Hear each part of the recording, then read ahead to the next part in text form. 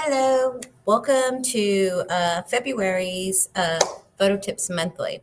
And happy Valentine's to those who are celebrating it, and especially if you're watching this on the replay. Well, this evening, Jim and, James there, being the married men of the group, went to celebrate Valentine's Day. But we did not want to have nothing on here because we had a great topic, which is lessons in running a boudoir photography studio.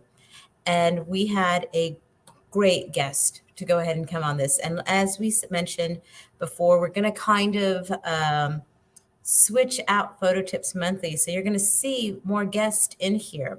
So we are going to actually I'm going to show a recording of an interview that we did on Friday. But within the recording, there's going to be questions for you guys that are watching live to participate in. So hopefully you will. And if you're watching on the replay, also go ahead and in the comments put those answers in because we really want to hear what you're having to go through. And if this is going to be something that can help you, we'd like to know that too. It helps us build the future shows that we're going to have for Photo Tips Monthly. Now, before we go ahead and just, move forward, I want to go ahead and share a couple of things with you because on Finer Works, we have some great things happening. We have a sale that is going on. Let's go ahead and look up here. You're going to see it's 30% graphic printing promo code graphics, right? Here's the spiel right here. It includes cards, posters, stickers, magnets. Yes, we do magnets now, as well as our new Gator board and new Coroplast prints. So you can have like 30% off. You just got to use that graphics at promo code at checkout. And this is going to go on till tomorrow at midnight. Okay. So like Cinderella, once the clock strikes midnight, you kind of turn into a pumpkin here, and we don't have that anymore. But if you don't know where our Coroplast stuff and to get more information, just go up here to printing. And if you look, see cards and graphics right here, our Coroplast prints, which are new to us. And you'll see that you can print directly onto our Gator board now. And we either have a black or white finish here. So take a look at these right here. But this is the Coroplast. And let me go ahead and pop that open. And that way you can kind of see what the Coroplast looks like. There's a great graphic on here. If you're familiar with the signs that you saw during voting, that have it. This is what Coroplast is. So it's great. We have like some art show with arrow signs coming out of out of printing right now.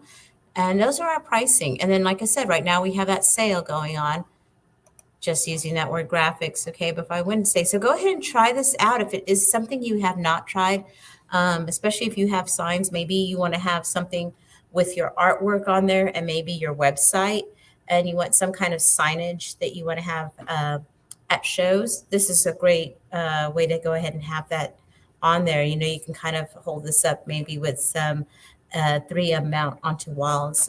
But this would be a great product to have there to really kind of boost your sales, boost your recognition. So use some of that Coroplast on there. Also, it's a great product if you want to give something at a lower price point. That's maybe not a print on metal, but it has that hard backing where it can kind of stand on its own. So the Coroplast is a really great product.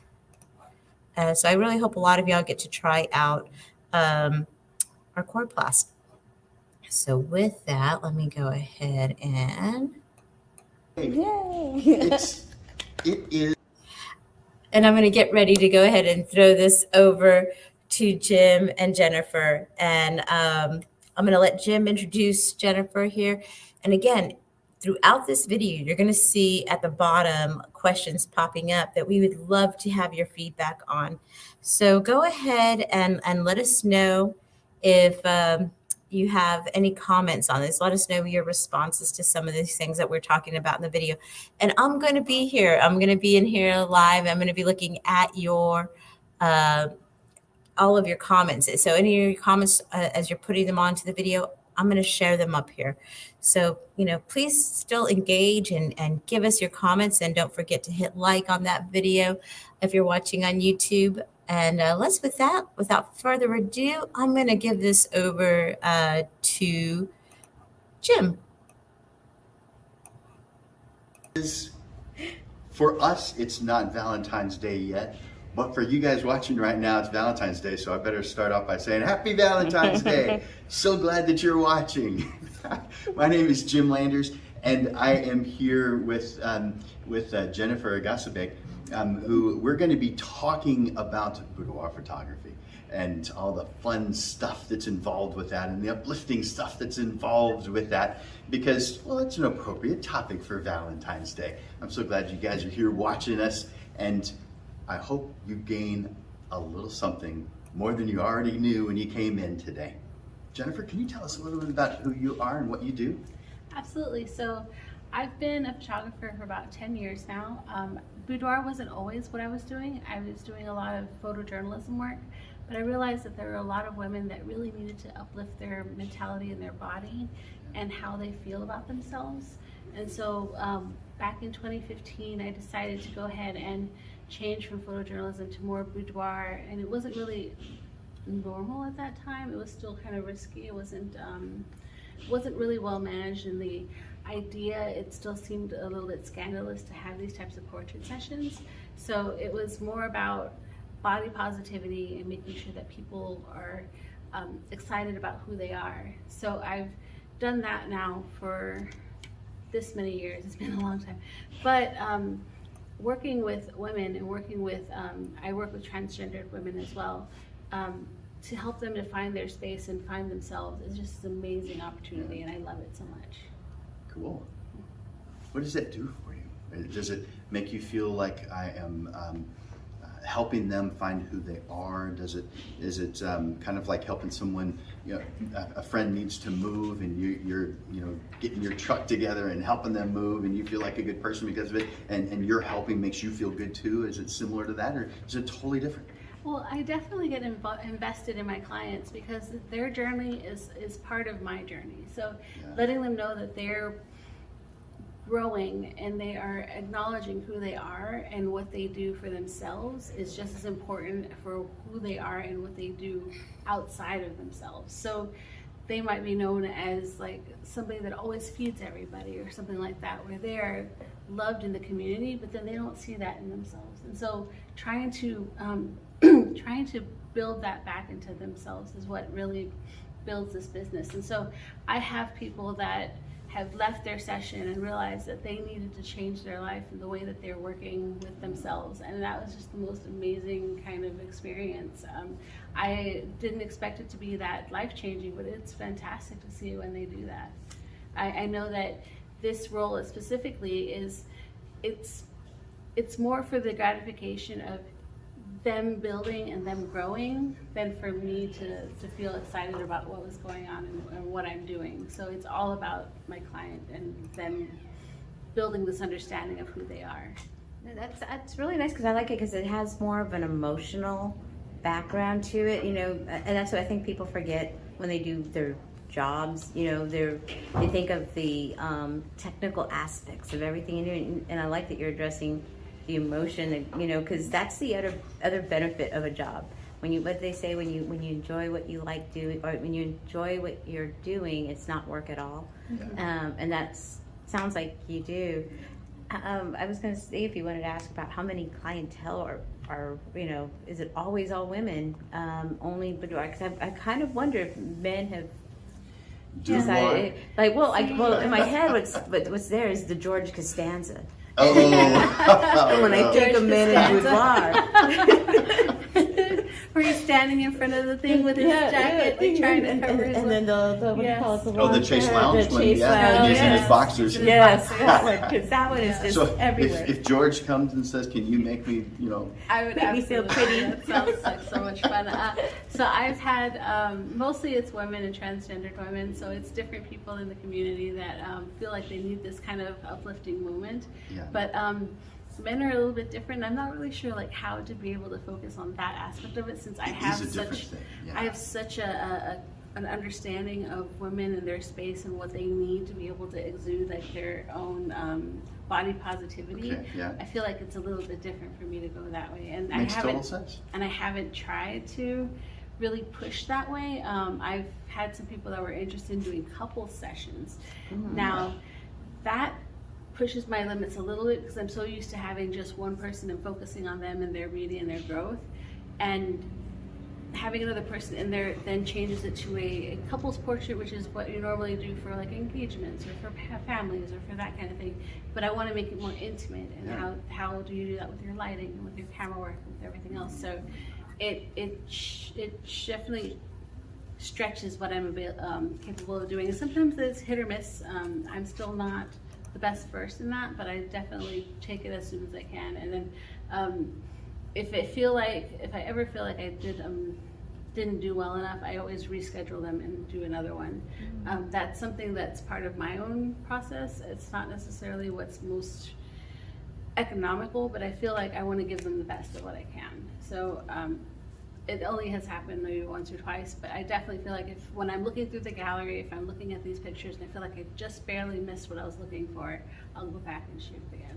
How viable is doing boudoir photography? Like, is this something you only do like around Valentine's, or is this something you find people asking for now more often than not, and having a booking, schedule for them? So how viable is photography for boudoir? It really takes a lot of forward thinking. Like, you have to think in months in advance. Like, what I do is I do boudoir type days where I'll rent an Airbnb, or I'll rent a peer space, or I'll have it at some type of a hotel. And so there'll be multiple people coming in for about a 90-minute session. So it's a little different. But I have those quarterly or bi-monthly or monthly. It just depends on how many clients I can get through the door. And I don't want to squish them all together so they don't feel like they're having their needs met, but I definitely want to make sure it's as economic as possible. So, and there's this balance there. Yeah, that totally makes sense. Yeah, I think that the biggest part of making sure that it's feasible throughout the entire year is having that, basically a journal that I have in the very beginning of the year where it's like, okay, these are the dates that I'm going to be using. And I, at the beginning, say, these are the dates that are available. Go ahead and sign up now, so that people are booked all the way through December, back in January, February. That way I know who I'm working with. That way I know, okay, they are centralized in Austin, or they might be in Dallas, or they might be in San Antonio. We can find the space there to be able to rent, and then that's what's going to dictate what the theme might be, or what I might bring in as props or stuff like that. So it really depends. But I would say that it's definitely available as a long-term option, and as a monthly or quarterly, not just for Valentine's, because women definitely want that kind of empowerment. They are just waiting for somebody to say, I really deserve to feel loved and feel wanted in my own skin. For sure. And being able to create that kind of environment is such a big deal. Well, Valentine's Day is more on the gift side. And that's great. Gifts are fantastic. The rest of the year would be more on the personal gift side. Right. And so that makes it where it's not a seasonal type of business. Some businesses are seasonal, but I would assume, and I don't specialize in boudoir. I have done it in the past, but it's been a number of years since the last time. But I never saw it as a seasonal thing at all, unlike some other types of businesses would be. Like high school seniors is somewhat year-round, but it's seasonal too, because there's some parts of the year you're just not getting that kind of business. But at the beginning of a school year and at the end of the school year, you're probably going to have some seniors. But I would assume that working with your boudoir clients, that this is whenever it is that they feel this need, that they're acting on it. About seasonal, so I'm looking at this piece that I made, which is of a milk bath, and I was able to do this because the Airbnb that I was using had a clawfoot tub, and so there were people that I've had previous clients that saw this as an opportunity, and so they decided to go ahead and use that space in a different way. So each time that I have a different location, I'll post, you know, hey, this has a rustic theme, or this has actual outdoor space where we could do some type of nudity out in the woods type of thing. And it completely changes who comes through. So I've had clients that come through for different types of sessions or different types of themed sessions. But it's also dependent on what they want. So if they say that they're looking for a particular item, like they want to have like that Austin vibe, then I'm looking through all the different Airbnbs and peer spaces. Like I'm scouring through all the different photos to see if there's something that would fit that would also be able to be used for other people. So then I'd bring that multiple clients into that space. And that's interesting on space, because I was just asking, you know, if doing boudoir photography, if people are more comfortable you coming to their homes and photographing it, is it better to have a studio? Is it better to rent what you're doing with Airbnb, which is a really great idea? So I would love, like my dream space would absolutely be to have a space in my home or in my like non brick and mortar, something that I can keep the overhead costs pretty low, an actual with beautiful windows, of course, but a space in my studio that I'd be able to use, because they don't necessarily want to clean and get themselves ready inside their own space. They want to have that transition from knowing that they don't have to worry about the stress of cleaning whatever they're doing or making sure that whatever they have is looking as good as it can.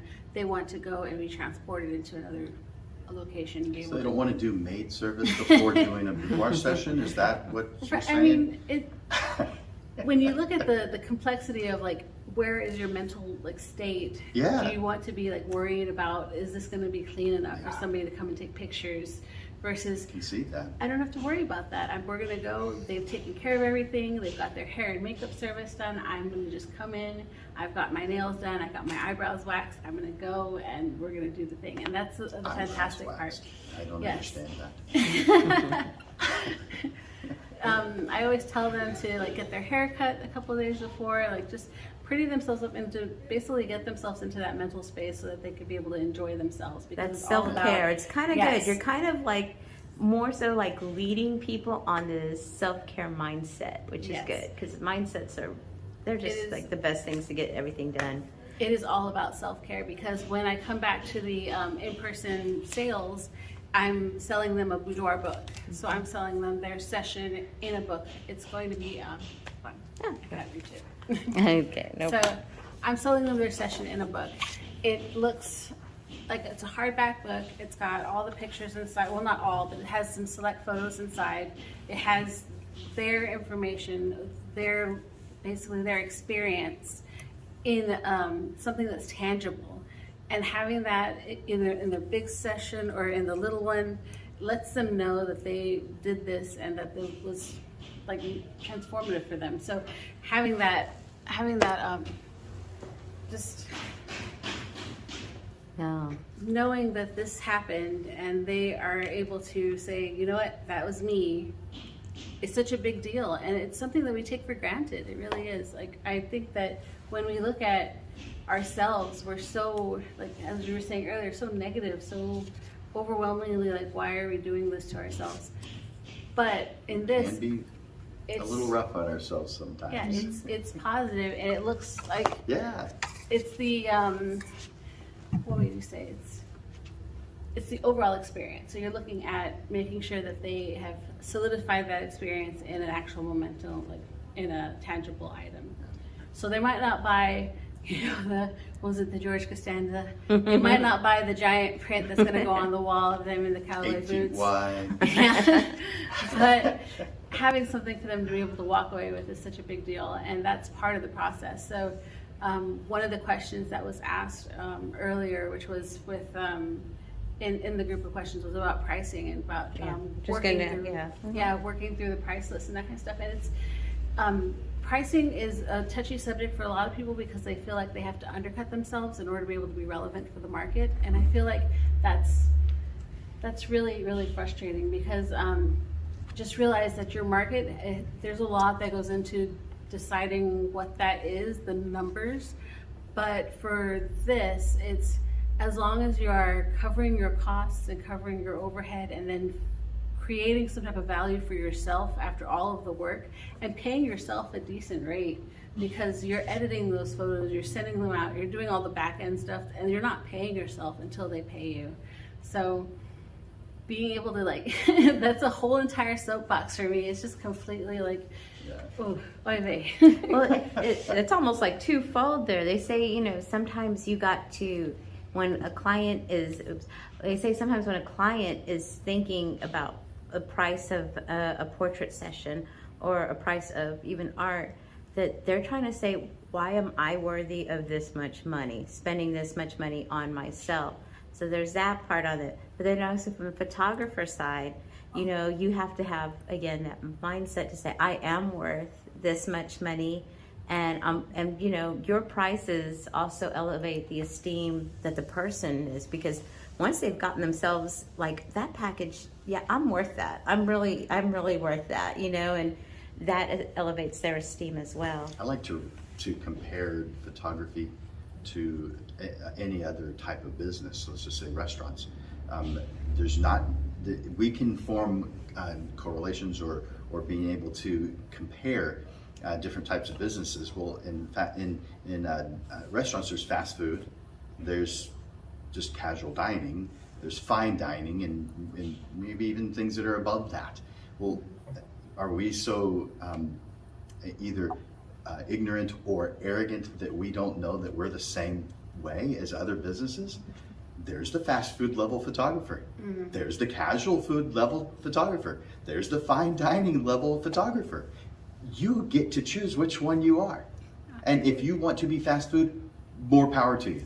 Okay. More power to you. You just give it everything you've got and make it work just like the fast food restaurants do. Because a fast food type photographer can make it work too. Mm-hmm. It's hard and it's a hustle, but you can make it work. And you are fulfilling a need. That's exactly right. You are fulfilling a need. And then you've got the casual, which most of us photographers are probably on the, well, we don't really want to be considered fast food. So maybe we're on the high end of fast food and the low end of casual. Chili's. But we, you know, yeah, we're Chili's, we're Applebee's, we're you know, we, or at least we want to see ourselves as that if we're speaking in terms of restaurants.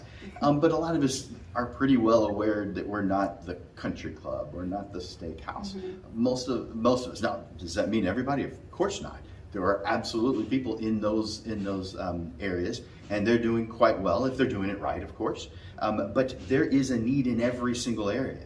Right. Which one do you feel most comfortable in should be where you spend your time.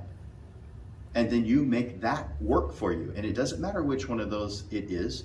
It matters that you are aware and you make sure that it works within that range. And it's not a matter of that fine dining photographer is better than me. It's not just have anything to do with that. It'd be like saying that this set of screwdrivers, only one of them is going to work to tighten the screws on that door handle. Does that make the other screwdrivers inferior to this screwdriver that worked? No, that's not how it works. It's not how it works in photography either. Agreed. The soapbox that I have is with people putting themselves in that box where they have to compete with other people on their price versus on what their own costs are. So when you look at what it costs you in your time, effort, and then with the overhead expenses, and then you still want to pay yourself on top of that, making sure that you cover all those different bases is really the how you create your price list. So knowing what that golden number is dictates whether or not you're fast food. But I still and think that math. it's definitely math. There's a lot of math involved. There's a lot of overhead expense. Like, it depends on how I would say how professional like you end up going in your photography business, because there's like insurance that you have to have, or there's the maintenance on your new camera equipment and stuff like that. So there's different things that are involved in the overall costs. But for price lists in general, you're looking at whatever it costs you to be able to produce that particular item, like the fee for the location that you might be at, or the private fee for the hair and the makeup that you might use. So those things need to be covered, because if you're eating that cost, then in the end, cost of goods sold. yeah, in the end, you don't end up paying yourself enough. And it might be very rewarding, but then you're taking a loss on your taxes and you realize that this is not the best idea. If you went and worked and got a job doing that and you didn't get paid for it, how long would you, if it wasn't a volunteers type situation, how long would you put up with it? You wouldn't put up with it. No. And yet we photographers Do it to ourselves. do it to ourselves. All the time. We are the worst boss that we could possibly ever have. And yet we'll complain about someone else for lesser things than we do to ourselves. Yeah, that's true. Like, we creatives. We are wonderful and weird at the same time. So speaking on your pricing, and did you get to see her price list there, Jen? I like the way you have on here, because you kind of break it up. Is that because the hairstylist and the wardrobe style, are they separate people that you work with? Yes. And how do you contract or partner up with those people? So that's a great question. So the question is, how do you contract and work with different people, different creatives, in order to create like a scene or an overall process? So a lot of it has to do with networking within the community and working within the sphere of like different photography groups that are part of Facebook or Instagram, seeing someone's aesthetic in. They might have created something on Instagram that looks really nice, and so you reach out and say, who was your set designer or who was your director? And they're like, well, it's me, because I do everything out of pocket or whatever. Then you're like, perfect, let me work with you. I have this idea. Here is my mood board from Pinterest. Here's different photos of what I'm looking for. So it's very much networking. Now, there's also times when you're just throwing it out there, like there are different Facebook groups for San Antonio and for Austin and for Dallas for makeup artists, for there's different groups for what was it in Dallas? It was like, what's the best location for this? And that was literally the group name, and it was all photographers trying to find the best locations in Dallas for what their particular object was. And so knowing who to talk to and creating that kind of network is a really big deal. And then fostering those relationships and constantly sending those clients your clients, or sending them other clients. Like there's somebody that I went and borrowed a dress from, or I rented a dress for a maternity session from Erin Ripley Photography, and it was a fantastic dress. We actually got a chance to go to her little studio and try on a bunch of different dresses, and I rented one, my client rented one, and then we used it for the session. We brought them back, and I realized, you know what, this is fantastic. So anytime anybody ever asks if there's somebody has a wardrobe, I let them know, hey, if you're looking for a maternity wardrobe, this person has that maternity wardrobe. So it's sharing that kind of passing it forward and sharing that information as well. In regards to pricing, so I have a hairstylist and a makeup stylist, which is a makeup artist. Sometimes it's the same person, and I always pad the numbers so that I can give them a tip afterwards. And I always pay them out of my pocket, not the client paying them directly, because the experience comes from me. So everything that happens within this shoot is part of my experience. So I will Otherwise make it feels like nickel and dime. Right, exactly. So So that's smart. I like the that. hairstylist and then wardrobe stylist. So that's me helping them go do their shopping, which has happened several times, because some people are just like in baggy jeans and a shirt, and they're like, I don't even know what to do or what to wear. So we'll go thrift store shopping, or we'll go shopping at Frederick's Hollywood, or we'll do like Victoria's Secret. We'll go somewhere that lets them feel comfortable. Like Torrid is fantastic, so knowing like what their body type might be, and then going like thrift hunting is fantastic. That's a lot of fun, but having them also within a budget, so their budget is separate, and then the wardrobe styling is a separate cost, because we need to make sure that they feel comfortable in the clothes that they're going to wear. Yeah. Location scouting, so that's something that I've added recently, because it takes a lot of effort to be able to find those special locations, especially if it's going to be just for one person. So that's when I charge a location fee. Otherwise, it's me looking at, okay, if they want to have this Austin vibe, and I find that, and other people can sign on as well to be able to have like 4 or 5 people throughout an entire day, then it's on me to cover that cost. But if it's one person and they want to have this specific idea, and they're willing to acknowledge they want that specific idea, I include this cost, because that takes time, and it takes, there are some fees that you cannot refund when you reserve. So if something happens, it goes into the deposit. It's part of the deposit. And then the additional time. So I'm really bad at charging for additional time because I love spending time with my clients. Yeah. But when we schedule for about 45 minutes to an hour, and sometimes I always have a 90-minute wiggle room session, and then I have about an hour set up in advance if they don't have hair and makeup done for the stylist to be there. Otherwise, if they're makeup ready, their shot starts at 9 or whatever it might be. So making sure that they have everything like organized is a big deal. But looking at that additional time, I haven't charged it to myself, and I should. Yeah. But that's that onus on me for not having that mentality of wanting to be able to charge more for something that's like this really good experience when they're enjoying the overall idea and are paying for the experience as a whole.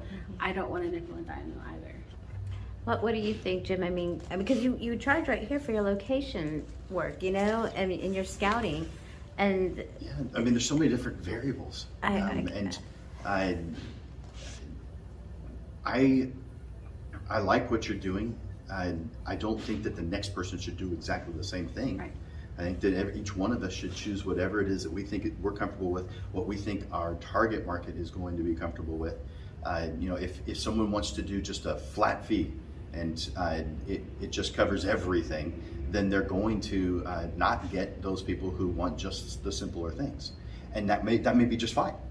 I know a photographer who's in Florida who has one price. And he just does portrait work. It's different types of portrait work, but he's got one price, and it includes the session creation fee. I call it creation fee. It includes creation fee, the creation, the planning of the portrait session, the culling, the post-production process, the going over the images, and one good sized print. And I don't recall what the size was, but it was a significant print, like 4 feet or 5 feet print, one. And if you want something smaller, that's fine. It doesn't change the price, but it's just one price, $5,000. And if you want additional prints in addition to that one, then you could pay to get extra prints. But he's narrowed down his target market to just those who are going to be in the keep it simple, please. I don't want to think about it. And so he's getting those who are putting all of their eggs in his basket, saying, I don't know what I'm supposed to do with these. And so for some photographers, we like taking on all of that. Now that doesn't mean he doesn't ask them their opinion. He absolutely does. But he's taken on all responsibility no matter what. And if they don't want something, it doesn't change the price. It's $5,000. It makes it real easy to answer the question, how much? If someone calls you on the phone or they send you an email, a text saying how much, most of us don't know the answer to that question. There's too many variables. Because we have to know what they want. It'd be like going to a grocery store and saying, how much is a bag of groceries? It depends on what you want in your bag. But for him, every bag of groceries is one price, is $5,000. So there's pros and cons no matter what you choose. And I am certainly not going to say one way is better than the other. Now, for an individual, one way is better than another, but not when you're talking to a group. So for him, that works. And how many jobs does he need per month in order to cover his costs? Right. So if you only want to work once a week, then this model might work for you. Yeah, you can kind of, well, and there's something like of greater value too that you're providing. You keep going out the experience. And I was thinking about, wow, you know what? This would be great. Like if it was, because you talked about working even at hotels. I'm like getting with the spa and the salon at the thing. They do so you pay for this package where you go have this whole pamper me thing done. The spa is gonna have a time for them, their hair and makeup. The spa, they get themselves all nice and loose and feeling great. Go sit in the chair, get your hair and makeup and everything pampered, and boom, they're sending them up to you as already the next client behind them starts going on through that whole package. And to me, I mean, I've paid for those spa weekend day things. They're, the hotel experience. And I mean, I think hotels would even be open to having, because you could have them book a weekend stay and do this and, wrap it into a whole package thing.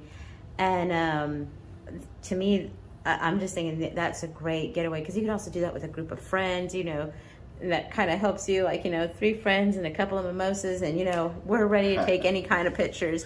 So, so, you know, I was just like, wow, you know, this experience is great.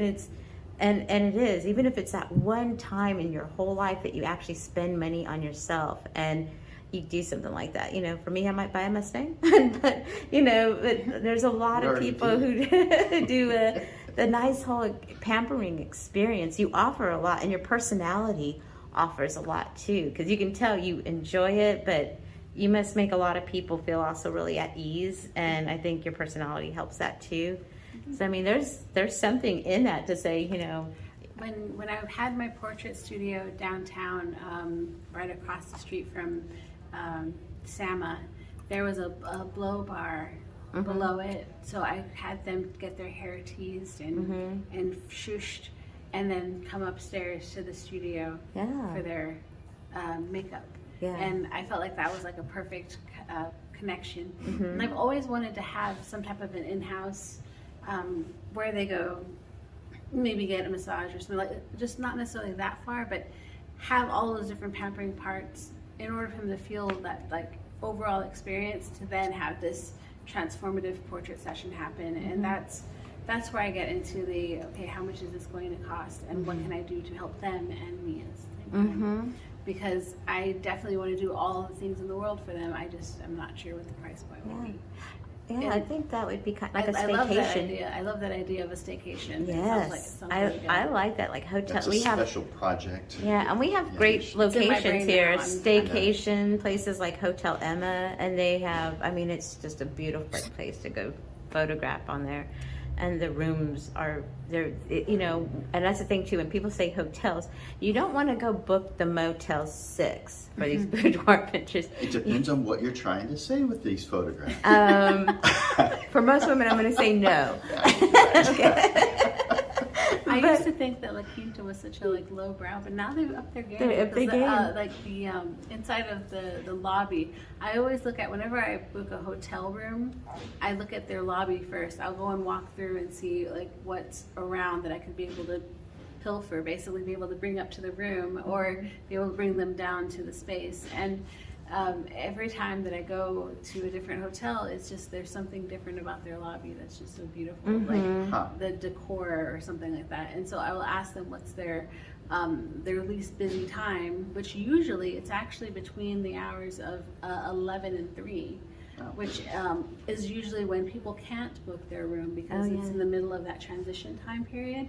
So I can book like a Friday from 10 a.m. till 6, and because I booked it for Thursday and Friday, and then that time between 11 and 3, there's nobody around the hotel at all, and that's when I have my sessions in the lobby.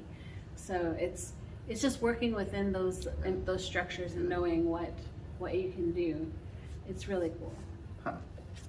Cool. I want to debunk this idea that you have to be a perfect size in order to be able to get your boudoir portraits taken, because a lot of the people that I work with are plus size, and they just, it's with posing. It's with making sure that they're showing the correct location in the right direction. It's lighting. It's making sure that they're comfortable in themselves and whatever my props or stuff we might be using. That's the part of it that's going to be the takeaway, not whether or not they're size 0 or size 6. You know, they have the ability to take really good photos regardless of what size they are. And that's such a big deal for me, is making sure that people that think, well, no, maybe 20 pounds from now. Well, 20 pounds from now might never happen. It'll go in the opposite direction. You should try now and work within that sphere versus waiting and consistently waiting for that opportunity. You know, I saw, I don't remember now who it was a YouTube video that was talking about how do you, as a photographer, respond to someone who says, I want to lose 10 pounds, I want to lose 20 pounds. And they'll say, great, let's set a date, because when you set a date, you actually put a little more pressure on yourself to get it done. And so therefore, you are giving yourself what it takes to make that goal happen. And you know, even if you don't, it doesn't really matter, because lighting, you can add or take away 10, 20 pounds anyway. And so, you know, we'll take a little bit of, you know, pressure off of you, but if you go ahead and set that, if you actually believe that. I mean, and they may just be saying that because they're looking for a stall and an out. out. But if they're actually believing that, let's go ahead and set the date. I love that. Set a date, because it's important for you to acknowledge that this is the goal that you have. Yeah. And I want to be a part of you helping you reach your goal. Mm-hmm. And so it fulfills both parties' goals, that them wanting to lose that 10, 20 pounds, you're wanting to help lift them up and make them feel beautiful inside. And so it's a win-win. And that's that's what you do anyway, is set up win-wins. We had some great ideas. We were talking about you partnering up with the Airbnb and photographing their interior to, again, alleviate some of those costs. There's a lot of marketing opportunities, and I call them alliances, where you are working with someone who is basically targeting the same market that you target, or your target market has an interest in what they do. So it's basically it's the same people, but it's not in competition with you. And when you partner with them, it's a win-win-win.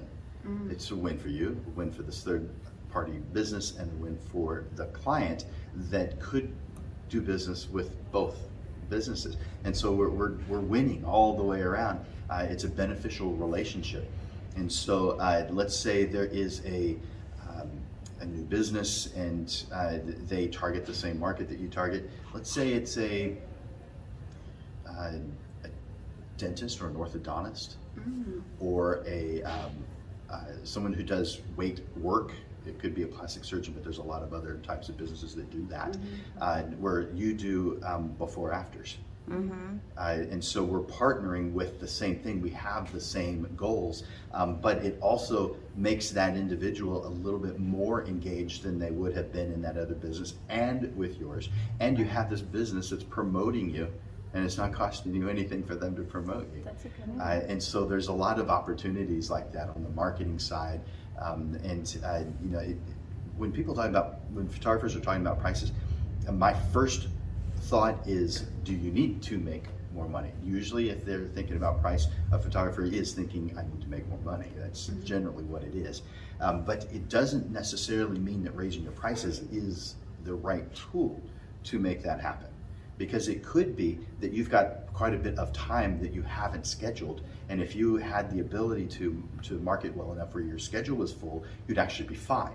And so that has nothing to do with raising prices. It has to do with changing your marketing plan and making a marketing plan that is working for you. But sometimes it does involve increasing the price. But the way that we determine that is by defining what the end result is supposed to be. Is kind of, I use this analogy all the time. We photographers, we creatives of all types, not just photographers, put good things in front of us. Lots of good things. And we work hard. We push. We love this stuff. So we're working. And people notice that we're working. They're like, wow, you're really doing good things. I can see you doing good things. The quickest path to failure is by continuing to work hard and do good things. That's the worst thing you could possibly do. And you're probably thinking, if you haven't heard this philosophy before, that's crazy talk. Yeah. I'm doing good things. How could you say that's bad? And so people are going to get angry with me saying that. I'm working hard. You can't discount that in any way and make it true. I'll make it true real quick. All of the roads, every one of them is a good road. If you don't define where you're going, you could spend the rest of your life driving down good roads and never reach whatever it is that you feel is your success. Right. This is not a good place to be, yet you put all good things in front of you. The worst thing you can do for a business is do all of the good things. We have to know the difference, not between good and right, but the difference between good, I meant to say good and bad. It's not enough to know the difference between good and bad. That's obvious. Most people gotta have that one down. The thing that we have to know is the difference between good and right. And the only way we can tell the difference between good and right, because all of the right things are good, but not all of the good things are right. So the only way we can tell the difference between good and right is by defining what we want as an end result. That's the only thing that makes it become obvious. And so when someone comes to me asking about price list, I don't just automatically say, well, you need to raise your prices. I might look at their prices and think that's probably the direction we're going to wind up headed. But I don't know that until I've found out what they want. And 9 times out of 10, maybe 19 times out of 20, We creatives have no answer to that question. Now, we all have an answer, but it's so Loose. vague, it's so loose. It's more like, I just want to be happy. Or this is a popular one. I'd say 97% of everyone says, well, I'm not doing this to get rich. Stop giving yourself an out and define what it is that you do want, not what you don't want. And knowing what you don't want is interesting, but it doesn't help you with your path. The only thing that's really going to help you is by defining what it is you absolutely want to have in this lifetime. What do you value? What means something to you? And in defining that, everything else, all those good things, separate themselves out between good and right on their own.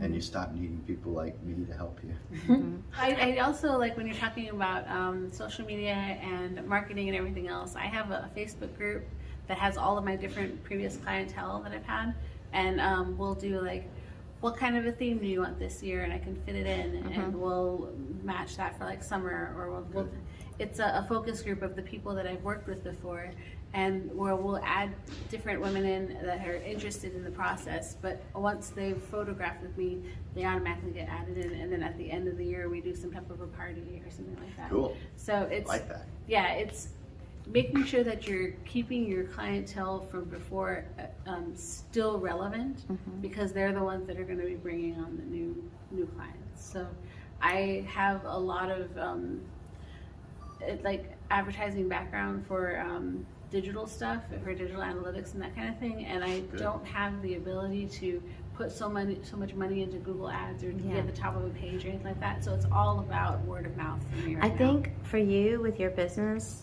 do you have a really strong email list? I don't I think that's where you need to start. We just, again, if you get to watch our first Tuesday we had, because again, she speaks to creatives in general. Doesn't have to be an artist. She's talking about anybody in the thing. But and she said, I didn't put so much social media in this book for the reason the algorithms, how your ads are showing to even the people who are already following you. And I was telling her, she's from a marketing background too, old school marketing background as well. And even for us here, we work really well on our newsletter end. I mean, on the social media here, that mom was looking at James like, you're still keeping me, right? No, but it's yeah, he likes his videos. So he loves these videos. I guess he's still keeping me. But no, the email list is really important, and putting all those stories would be your content, your stuff that you got on your Facebook and stuff, or stuff that you want to deliver on there. Put it into that email list. One, you have people directly sending you that stuff. Make sure to get on, because if something happened, if your social got hacked, how do you have your way to contact all of those people again? And there's a lot of people that I've had reach out to me, artists, photographers, who said, my Instagram got hacked. I had 16,000 followers on there. How do I get them? You don't. Start back over. Yeah, start back over again. So converting all followers to your email list is like as a currency, basically. That's that's your hard work. You deserve to have that, and the way you do is convert all of those into your newsletter, and then start doing your newsletter stuff in there. Your social, even our social media tries to get people go see full details on our website. Everything should point back to your platform, which is going to be your email list or your website. Yeah, the things that you own. Yeah. Yeah, and you got wonderful stuff. So you really need to. You should have I could see a vast thing, because there's so many things you put on there besides. I need to work on my email list. Yeah, get a MailChimp. Yeah, get a MailChimp. I know how to do it. I just haven't done it for myself. And then my website, I built it myself. It looks beautiful. I love it. It's wonderful. It's functional. It's very clean. But I don't like how it doesn't really match with social media. It doesn't really export to social media. But I also love that it's there, and it's basically what is that word? It is responsive. It's responsive, so it'll change formats for phone versus tablet versus So that's basically it's really pretty. I love it, and you can show it. Yeah, I'm gonna put that website up on our screen here. Yeah. And say your address right quick. It's fullbloomstudios.com. And the Boudoir is fullbloomstudios.com/boudoir. So when's your next sessions that you've got coming Well, up? I actually have some Viking-based sessions that are coming up in March where we're doing. Vikings, Yeah. cool. So we're going to be Wow. end of March, beginning of April. We're going to be getting dressed up in some fur and some medieval type clothes, and we're going to have our little swords and stuff, and we're going to do that type of a boudoir Oh, session. wow. It's very like, don't look at me. Yeah. But No, I for have a lot of people that are really interested in it It- because I'm part of a medieval reenactment community. Uh-huh. But even outside of that, it's like that the Vikings, The Viking, or the the show. different shows that have Mhm. come up that are just like really interested in that like female power. Cosplayers too. Yeah. I mean, do you do a lot of cosplayers with the boudoir? Well, not with boudoir, but I do cosplay as a whole. That's an interesting idea. It's just that it costs a little bit more for the location to be able to, like, there's a little bit of a difference between having them and their only, it's a sole location, sole thing. But if it fits within a theme, then I can include them. Because I have done some, like, poison ivy type cosplay for boudoir. Was one of the bathroom sessions that I had with the clawfoot tub for the milk baths. So it has to fit within the parameters of whatever location I'm working with. That's cool. Jim, anything coming up for Photo SA? Well, we just had the monthly February meeting last night, and we had on a nature photographer. She does wilderness workshops where she takes you out into the field and you photograph something like a whooping crane, something you're not going to see unless you go specifically to where they are, because there's not a lot of those in the world. And so she goes out to these different places throughout the world. She is based here in San Antonio for now, but she's a military family, so they move around quite a bit. So that was interesting. That was last night. Meetup.com/photo essay is where that is. And we have a monthly photo competition, and the winner, the overall winner of the monthly competition, and we've had this competition for 15 years, quite some time, and we do it every single month. But the overall winner gets a $100 gift card here to Finer Works. So it's a really cool overall winner. And the current topic, and anyone can participate. Now they have to be a member, but it doesn't cost anything to be a member. It's done by donation. If someone wants to contribute to it, great. If they don't want to, that's fine too. And so they don't have to be in San Antonio. We simulcast everything onto our Facebook page, and so they don't even have to be local to be a part of it, although the vast majority of the 1,900 members are here in San Antonio. But the current topic is spring, which we're kind of toying with right now. We've had a little bit of, like 2 days of winter. Maybe we've had a little bit more than that, but still, we had 2 in a row that were freezing. We kept our fireplace going the whole time. I felt bad because like my friend's peach tree was blooming, and I'm like, oh, please, please, please, continue to bloom, don't die. Yeah, it's Texas is weird. I know. It's a hormonal woman. It of all of the states, it's just going through something hot, cold, So I tell people that it's the hormonal woman of the But when you states. think of spring, I think of like renewed growth or changing, or like spring cleaning. So cleaning off your old self and trying to create this new idea of what you want to be. And normally people make those types of decisions in January when they make their resolutions or whatever they might be, but now we're in March, and when it's spring, February, March, April, and things go further and further away from your resolutions, it just come back to them. Yeah, revisit. Bring them back, revisit them. I like that. That is good. That's great. Well, we want to thank you, Jennifer, for doing this, because it helps a lot of people, especially there's people in, I guess I want to say, the headspace, like they don't want to start. They won't want to start their photography. And really sometimes boudoir photography is something that calls to a lot of people, and they're just, I don't want to start yet. Like, that fear. Nothing has to be perfect. Yeah, So so just And it's not do it. gonna be. it's not going to be perfect. Yeah. But So when I first started photography, it was out of necessity. I was a photojournalist, and I worked in a newspaper, and I was taking pictures of people and of scenes and of different things going on around town and what was going on, and capturing cut lines and writing down these stories. Then I realized I wanted to tell people's stories, and so that's how I've focused on my boudoir, is telling someone's story and making sure that they have that kind of inference to themselves and know what's going on. But it doesn't have to be perfect. There's definitely days where I don't feel up for doing anything. But as a creative, it's because So you're human? Yeah, as a creative, we do that with our brains. Sometimes today is a depressed day, sometimes today is a good day. But that doesn't mean you don't create content. You gotta go out there and create and be consistent. But that doesn't mean it has to be perfect. Perfect is the opposite of good, right? Yeah. Perfect is the opposite of good.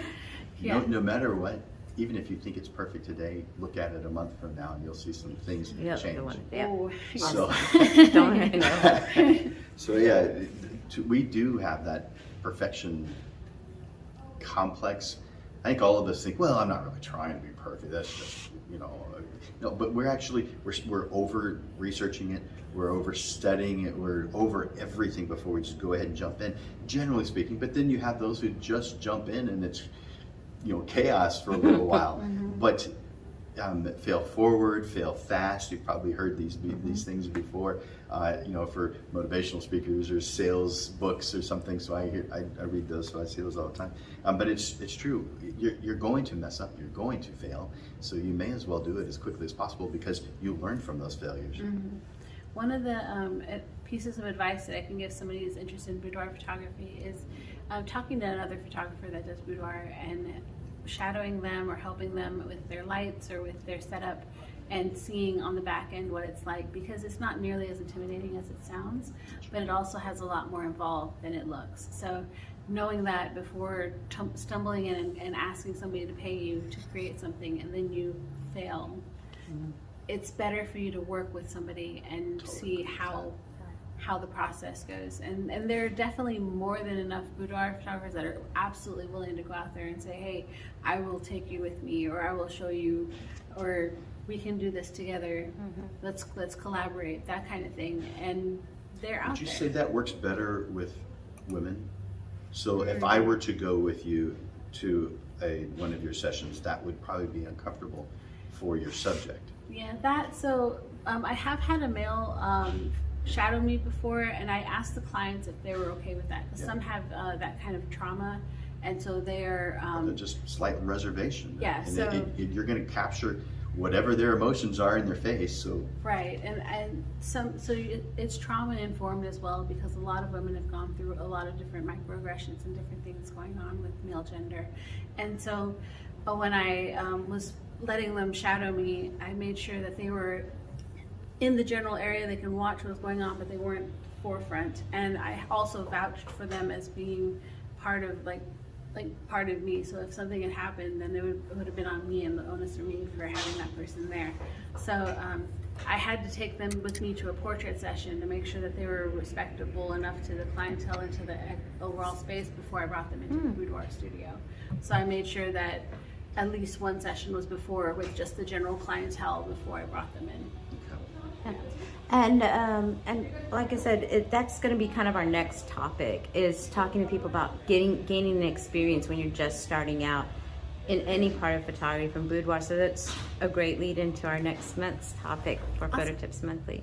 Cool. Anything else you guys want to share before we go?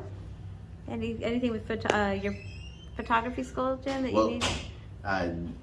I have a product in beta that I'm starting right now. I'm writing a book with it also. So this is something that I have found. In 2014, I wrote my first business program. It wasn't the first business class I taught, but it was the first series of classes that I did. And at that point, I realized, you know what? This isn't as basic as it needs to be, because people are starting at an even more basic level. So I came up with Photo Business 101. And even after that, I realized there's a more basic thing than that. And so now I've got this program. Now those were in-person classes, or either online or in person. This is something that has to be done as a private session. And so this is, I call it the 13 business statements. Because if we can define where we're going, like the example I gave earlier, then the difference between good and right becomes obvious in most situations, not at all. And so there are some statements that are pretty obvious, like your mission statement. I believe that you should have that and others, such as your value statement, your vision statement, your target market, who your ideal client is, and your positioning statement. Now, if you have just those 5, you are probably better than 90% of all photographers, because most of us don't write down what it is that we want. And I'm not putting you on the spot for this. I have them written down because I was listening to one of your podcasts. Oh, good. Yes, I do. So, yes, the value statement is like, I felt like that was the most important part of It's an the entire interesting thing. Yes, and because I never thought of that before, because mission statement is normal. You hear that one. You hear that one a lot. Yeah. But the value statement was just like, that's the key to what I need. There are a ton of statements that can be made. And if I were to isolate each one out, it would be a large number. But there are 13 to 18 major statements that I think all of us creatives should make about ourselves and about our business. And that helps us to define the difference between good and right much better than us just trying to come up with it in our mind, because we generally just put good stuff in front of us and thinking that it's right because it's good. But this program, the 13 business statements, I will send the client a list of questions that causes me to be able to understand who they are and what it is that they believe in, so that I can sub-create those statements for them. And I say sub because me doing it is not going to help you. You have to do this. But if you can get the help of someone who's been doing this for a good while, I've been a professional photographer full-time since '91, and the first job I ever did was in 1983. Now, my goal, my hope is that you look at me and you say, "No way, you're not old enough." That's the reaction that I want after that. So I'm looking for that reaction. So I've been doing this for a while, and I've helped out over 4,000 photographers so far. So I think I know what I'm talking about. I'm certainly far from perfect, not even thinking about that. All I'm thinking is, how can I help someone go to the level that they want to go to? And I know that I can help someone do that. And so in defining these, now these questions are going to take them a while to answer. I would say on the short side, 4 hours to 8 hours. It's going to take them a long time to answer these questions. But they can make it quick if they wanted to, but you don't get as much out of it. Yes. And so they need to actually, spend some time with this and think about it. And then I sub-write them, and then we have a session, a one-time 4-hour session. It'll take between 2 hours and 4 hours, so we're going to book 4 hours. And we will go through all of their 13 to 18. It'll be a minimum of 13, but it could be 18. And I will know based on your answers how many that it is. So I can't tell you that ahead of time. I just know that it's going to be at least 13. So that's why I call it the 13 business statements. So I will write those, but then we go over each and every one of these statements, and we make sure, does this actually say who you are, or what you're trying to accomplish here, or who your ideal client is, and why are these things important? Now, when I sell this, I'm going to preface it with, you can do every single one of these things for free on your own. You can start today. It may take you a few months, it may take you a few years, and most photographers will never get around to it. Do you want that, or do you want to pay me and we'll get it done in 4 hours? So that's what someone's paying for. Free, or let's get it done now so that I can move forward and know the difference and not struggle, not wander like most creatives do. Now, I say photographers because I specialize in working with photographers. This kind of thing is really any creative, but I really do specialize with portrait photographers. So that's where I'm best at, but I know that I'll get in some that are not part of the direct target market, and that's fine because this works either way. But the book will be for the do-it-yourselfers who don't want to pay. I'm charging $3,000 for it. I'm going to do a beta test for 1,000. The book is going to be just like regular book prices, $20 or something. And it will go over my philosophy, why I'm including this, what are the steps, here's some templates, and it's total do-it-yourself to make sure that you actually know what everything is, because most of us don't have a clue as to what those things are anyway. And so maybe the first few of them, like the first 5 that I just mentioned, we have an understanding of those, but they keep on going with that. And most of us will go our entire career never having done any of those things. And so that's what I'm working on right now. Is that going to be 13 business available statements. through your photography school, or Yes. so that's really Yeah, it's available. It is already on the website. I've done nothing to tell anyone about it except maybe 2 or 3 or 4 people. And now the world. And now, yes. But if you were to go to landersphotoschool.com and go to the business, go to classes and then business, it'll be one of the classes listed under business. And I make sure that if you're going to do that, you're listening to landersphotoschool.com. Click on classes, click on business, and it'll be in that list. And the reason I'm making sure you're clear on that is because there's like 120 different classes listed on the website. You'll get lost if you don't follow the 2-step system. Classes, business. That way you can find it right away. The 13 business statements. Okay, and again, thank you both for doing this. Jim, you always come through and spend your time with us every month to do these, and we appreciate it. So thank you very It's much. so much fun, right? It really is. Thank you so much for your time. Thank you. I'm so glad you're here, Jennifer. Yes, it was so much fun hanging out with you and with you as well. I just I love sharing this kind of joy, and this was a lot of fun. So thank you both. Oh, glad to have you. Yay! Yay. Well, that was our thing with Jennifer. She just had so much information to share. And I want to show you really quick how to find the information that Jim was talking about. So let me just show you really quick his website and show you where you need to go on there. Let me just make sure you're seeing that. Okay. So as Jim was mentioning, go here to classes.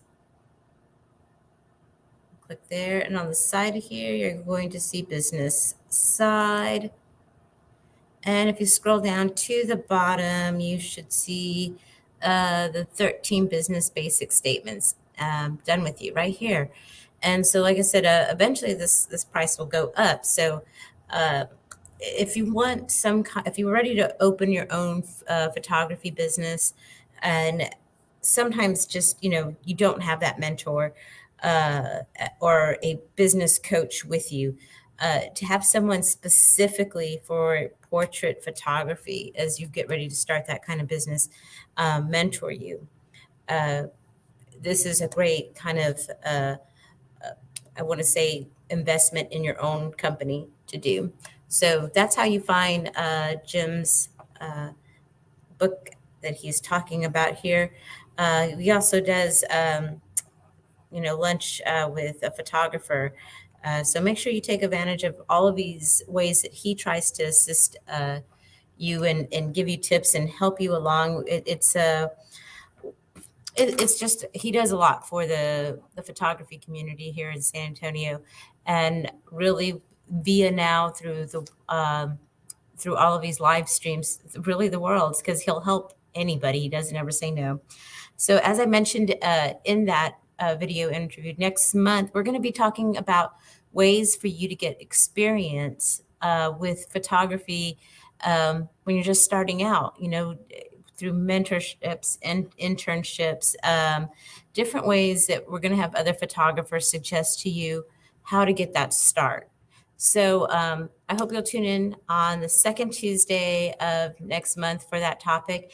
If you're part of the photography groups and want to be able to go ahead and be one of our photographers for Photo Tips Monthly that kind of have this exchange with Jim and we share these ideas, please contact us under those topics and we'll get to you and have you on here. And with that, I'm going to go ahead and end our broadcast and wish all of y'all a happy Valentine's, and we will see you next month. Make sure to go look back on your Fineworks dashboard or on the Fineworks YouTube channel and watch also Fineworks First Tuesdays live discussions, because Miriam had really amazing tips to help you, whether you're a photographer or an artist. So I hope you take advantage of those. Have a great night, guys, and thanks for tuning in.